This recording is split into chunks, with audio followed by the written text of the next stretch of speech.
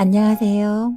수요 창작 소설 책과 책 사이 소설입니다. 모현의 모든 언행 하나하나가 곧 저들의 검열 대상이 될 것이 분명했다. 그리고 그들 옆 기름진 양복을 빼입은 채 거만하게 서서 미소를 띠고 있는 조동진의 얼굴이 모현의 눈에 들어왔다. 그의 눈빛은 곁으로는 환영하는 듯 했지만 그 속에는 오래된 친분과 동시에 무언가를 계산하려는 더러운 욕망이 번뜩였다. 이 비범한 재능을 가진 자를 어떻게 총독부의 도구로 써먹을 것인가. 그의 명성을 이용하여 조선인들을 현혹하고 우리의 친일 행위를 합리화할 방패로 삼아야겠지. 조동진의 머릿속에는 이미 모현의 명성과 재능을 어떻게 하면 가장 비열하게 이용할지에 대한 온갖 술책이 오가고 있었다. 그의 친일 행위에 대한 자신의 명분을 세우고 자신의 출세를 위한 발판으로 삼으려는 추악한 계산이 그의 미소 뒤에 숨겨져 있었다. 그는 마치 사냥꾼이 귀한 먹잇감을 발견한 듯한 번득거리는 눈으로 무현을 주시했다. 또한 그 환영 인파 속에는 일본 유학을 마치고 이미 총독부의 하급 관리나 일제 기업의 고문으로 자리 잡은 이른바 친일 지식인들의 무리도 눈에 띄었다. 그들은 모현을 향해 환하게 웃으며 손을 흔들었지만 그들의 눈에는 희망 대신 교만함과 뒤틀린 우월감이 서려 있었다. 저 영특한 정무연도 결국 우리의 길을 걷게 될 거야. 이 암울한 시대에 개인의 영달을 포기할 수는 없을 테지.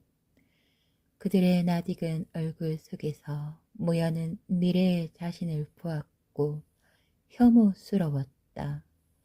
일제의 빌부터 호위호식하는 그들의 모습은 일제에 항거하다 죽어간 자신의 부모님과 친척들 그리고 고문으로 쓰러져간 동지들의 희생을 조롱하는 비열한 초상화처럼 느껴졌다. 내 가슴 속에는 뜨거운 애국심과 동시에 밀려오는 막중한 책임감 그리고 시대의 추악한 욕망 앞에서 자신의 신념이 얼마나 나약해질 수 있는가에 대한 깊은 불안감이 소용돌이쳤다.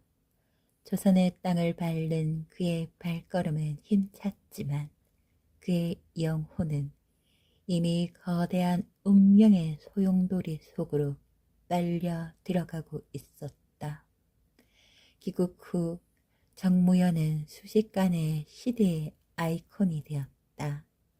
일본의 명문 대학에서 박사 학위를 취득한 그의 명성은 하늘을 찔렀고 식민지 조선의 지식인들은 그에게서 암흑 속 한 줄기 빛을 찾았다. 그의 서재는 다시금 인산인해를 이루었다. 학교의 제자들은 물론 이름 모를 지방의 학도들, 독립운동가들, 심지어 고리대금으로 생계를 이어가던 평범한 농민들까지 무연을 찾아왔다. 그의 소재는 다시 민족의 지향점을 논하는 살아있는 사랑방이 되었다.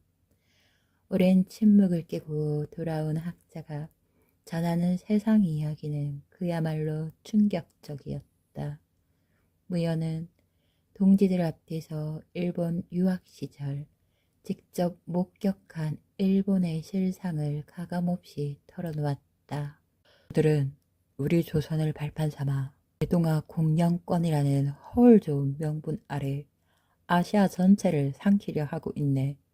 이미 만주는 저들의 병참 기지가 되었고 중국과의 전쟁은 이미 돌이킬 수 없는 현실이 되었네. 그의 목소리에는 깊은 비통함이 배어 있었다.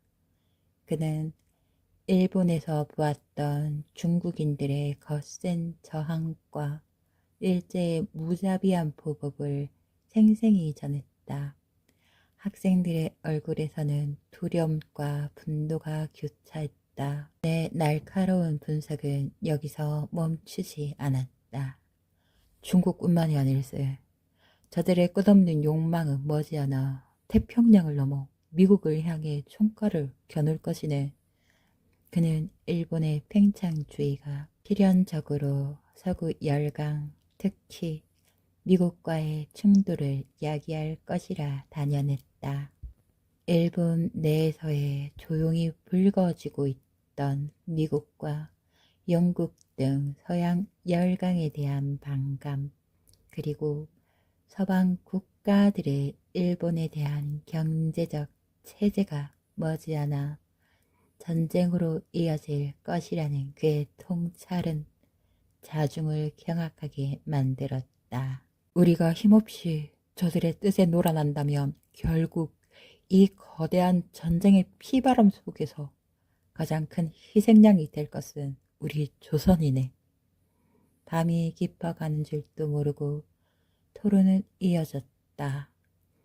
일본의 침략이 단순한 만행이 아니라 치밀하게 계산된 패권주의적 전략임을 깨닫게 된 지식인들의 눈빛은 불안과 함께 더욱 날카로운 빛을 띠었다. 그들은 무현의 지적 통찰력에 압도당했으며 그를 이 암흑 속에서 민족에 나아갈 길을 제시해줄 유일한 나침판이라 추앙하기 시작했다. 학생들은 열정적으로 무현의 모든 말을 받아 적었고 그의 서재는 식민지 조선의 정신적 본부이자 희망의 보루가 되었다. 무현은 그들의 기대와 절규 섞인 눈빛 속에서 죽어간 부모님과 친척들 그리고 박 교장의 가르침을 다시금 상기하며 애국심을 더욱 굳건히 다졌다. 내가 배운 모든 지식은 오직 민족의 미래를 위해 쓰여야 한다. 그의 심장은 뜨거운 불꽃처럼 타올랐다. 그러나 그 뜨거운 논의와 희망의 그림자 속에서는 또 다른 비열한 시선들이 교차하고 있었다. 무연의 귀국을 환영하던 조동진은 경기장부터 그 애들을 쫓았다. 서재를 둘러싸고 삼삼오오 모여 그의 강론을 듣는 자들 속에도 일제 고등계 형사들의 눈이 번뜩였고 조선인 밀정들이 섞여 그의 모든 언행을 주시했다. 저 자식을 어떻게 이용할 것인가. 조동진은 부채를 든 손으로 은밀히 고개를 끄덕였다. 그의 뒤편에는 이미 일제에 충성하는 조선인 실업가들과 친일 지식인들이 긴밀하게 줄지어 있었다. 그들은 무연의 뛰어난 지성과 대중적 영향력이 일제에 대한 저항의 불씨를 키울 수도 있지만 반대로 대동아 공영권 전략을 논리적으로 정당화하고 조선인들의 희생을 어쩔 수 없는 대세로 포장하는 데도 매우 효과적인 도구가 될 수 있다고 계산했다. 저런 인재를 허비해서는 안 되네. 저자를 우리 편으로 만들어야 해. 밀정들은 모현의 서재에서 오가는 모든 대화를 엿들었다. 선의 학식이 민족을 위하는 뜨거운 애국심에서 비롯되었음을 알면서도 그들은 그에게서 나약함의 틈을 찾으려 했다.